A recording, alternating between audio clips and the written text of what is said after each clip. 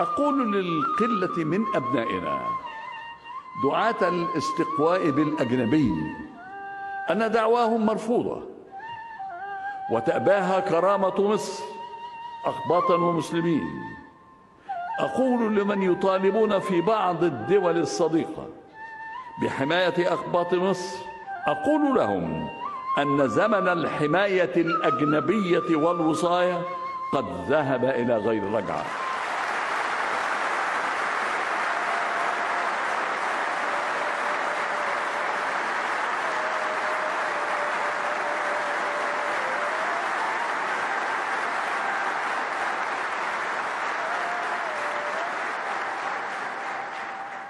أقول لهم أننا لن نقبل ضغوطا أو تدخلا في الشأن المصري من أحد أيا كان، وأقول لهم أننا أولى منكم بأقباطنا، فهم مصريون قبل أي اعتبار آخر، وحماية المصريين كل المصريين هي مسؤوليتنا وواجبنا.